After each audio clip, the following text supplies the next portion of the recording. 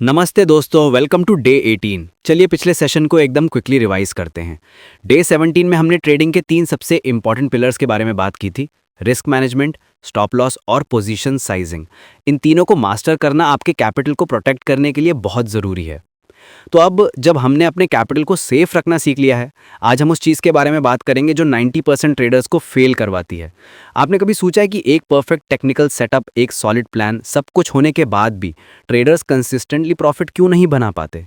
जवाब है उनके अपने दिमाग में। आज हम एक्सप्लोर करेंगे ट्रेडिंग साइकोलॉजी, डिसिप्लिन और इमोशंस को कंट्रोल करने की आर्ट। तो ये ट्रेडिंग साइकोलॉजी आखिर है क्या? बेसिकली ये आपका माइंडसेट है। आप ट्रेड लेते वक्त क्या सोचते हैं, क्या फील करते हैं और आपकी ये इमोशंस आपके ट्रेडिंग डिसीजंस को कैसे इन्फ्लुएंस करते हैं।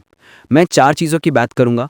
फियर यानी डर, ग्रीड यानी लालच, ओवर कॉन्फिडेंस और इम्पेशंस। ये चारों मिलकर अच्छे से अच्छे ट्रेडर का अकाउंट खाली कर सकते हैं। एक सक्सेसफुल ट्रेडर और एक स्ट्रगलिंग ट्रेडर के बीच में स्ट्रैटेजी का फर्क उतना नहीं होता जितना माइंडसेट का होता है। इमोशनल ट्रेडिंग से हमेशा ओवर ट्रेडिंग और बड़े बड़े इंपल्सिव लॉसेस होते हैं, जबकि अगर आपका माइंडसेट डिसिप्लिन्ड है तो कंसिस्टेंसी और प्रॉफिटेबिलिटी फॉलो करती है। इसको एक बहुत सिंपल एनालॉजी से समझते हैं। मान लीजिए आप हाईवे पर कार चला रहे हैं। आपकी कार बेस्ट है, रोड भी एकदम अच्छी है, लेकिन अगर आपका ध्यान भटका हुआ है, अगर आप मेंटली अलर्ट नहीं है, तो एक्सीडेंट होने का रिस्क कितना बढ़ जाता है। ट्रेडिंग साइकोलॉजी बिल्कुल वही मेंटल अलर्टनेस है। एक छोटी सी चूक और आपका कैपिटल खतरे में। चलिए अब एक छोटा सा प्रैक्टिकल काम करते हैं। अपनी नोटबुक और पेन उठाइए। 1 मिनट के लिए सोचिए और ऑनेस्टली लिखिए, जब आप ट्रेड करते हैं तो आपको सबसे ज्यादा क्या डोमिनेट करता है?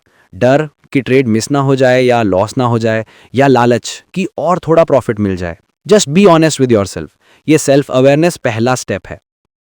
तो इस इमोशनल रोलर कोस्टर का सोल्यूशन क्या है? सिर्फ एक चीज, डिसिप्लिन। डिसिप्लिन ही वो ब्रिज है जो आपके ट्रेडिंग गोल्स और आपकी सक्सेस के बीच में है। और इसमें 3 सिंपल नॉन नेगोशिएबल रूल्स हैं। नंबर 1, हमेशा अपने ट्रेडिंग प्लान को फॉलो करें। मतलब ट्रेड लेने से पहले ही आपको पता होना चाहिए कि आपकी एंट्री कहां होगी, एग्जिट कहां होगा, स्टॉप लॉस क्या है और टारगेट क्या है। मार्केट खुलने के बाद सोचूंगा वाला एटीट्यूड नहीं चलेगा। नंबर 2, रिस्क मैनेजमेंट को स्ट्रिक्टली फॉलो करना। कभी भी ओवर लेवरेज ना करें। कभी भी एक ट्रेड में इतना पैसा ना लगाएं कि अगर वो लॉस हो जाए तो आपकी नींद उड़ जाए। और नंबर 3, रूल्स बेस्ड ट्रेडिंग करें। डिसीजंस लेने हैं रूल्स के बेसिस पर, ना कि मुझे लग रहा है के बेसिस पर। अपने इमोशंस को साइड में रखकर अपने सिस्टम पर भरोसा करें। इसको प्रैक्टिस में लाने का सबसे अच्छा तरीका है एक ट्रेड जर्नल मेंटेन करना। हर ट्रेड को लिखो, क्यों लिया, क्या प्लान था, क्या रिजल्ट आया और सबसे इंपॉर्टेंट, ट्रेड के दौरान आपको कैसा फील हो रहा था। इससे आपको अपने पैटर्न समझ आएंगे। और प्लीज रिवेंज ट्रेडिंग से बचिए। एक लॉस हो गया, आराम से स्क्रीन बंद कर दीजिए। उस लॉस को तुरंत रिकवर करने के चक्कर में लोग अक्सर और बड़े लॉसेस कर देते हैं। चलिए एक और मिनी एक्सरसाइज करते हैं। अपनी नोटबुक में एक हाइपोथेटिकल ट्रेड का प्लान बनाइए। कोई भी स्टॉक ले लीजिए। लिखिए उसकी entry price, stop loss, target price और आप उस ट्रेड में अपने टोटल कैपिटल का कितना परसेंट रिस्क करेंगे। फॉर एग्जाम्पल 1% या 2%। तो हमने डिसिप्लिन की बात कर ली, लेकिन मैदान में उतरने पर 2 सबसे बड़े दुश्मन सामने आते हैं, डर और लालच। चलिए इनको आमने सामने फेस करते हैं। पहले बात करते हैं फियर की। ये डर 2 तरह का होता है। एक होता है फोमो यानी fear of missing out. Oh no, ये स्टॉक ऊपर जा रहा है, मैं रह गया। इसके चक्कर में हम गलत एंट्री ले लेते हैं। दूसरा डर होता है लॉस का। हम एकदम अच्छे ट्रेड को थोड़े से प्रॉफिट में काट देते हैं क्योंकि डर लगता है कि मार्केट रिवर्स ना हो जाए, या फिर हम पैनिक में आकर सेल कर देते हैं। दूसरा दुश्मन है ग्रीड यानी लालच। थोड़ा और प्रॉफिट मिल जाए। इस लालच के चक्कर में विनिंग ट्रेड लूजिंग ट्रेड बन जाता है। लालच हमसे ओवर ट्रेडिंग करवाता है और हम जरूरत से ज्यादा रिस्क लेने लगते हैं। तो इनको कंट्रोल कैसे करें? नंबर 1, वही जो हमने पहले डिस्कस किया, अपने प्री डिफाइंड प्लान पर टिके रहिए। आपका प्लान आपका सबसे बड़ा हथियार है इन इमोशंस के खिलाफ। नंबर 2, शुरुआत में स्मॉल पोजीशन साइज से ट्रेड करें। जब पैसा कम लगा होगा तो इमोशंस भी कंट्रोल में रहेंगे। नंबर 3, जब भी आपको लगे कि इमोशंस हावी हो रहे हैं, स्क्रीन से 5 मिनट का ब्रेक लीजिए। डीप ब्रीदिंग एक्सरसाइजेस ट्राई कीजिए। और नंबर 4, अपने ट्रेड जर्नल को रेगुलरली रिव्यू करें। देखें कि पिछले ट्रेड्स में आपने कहां इमोशनल मिस्टेक्स की थी। क्या आप डर गए थे या आपने लालच किया?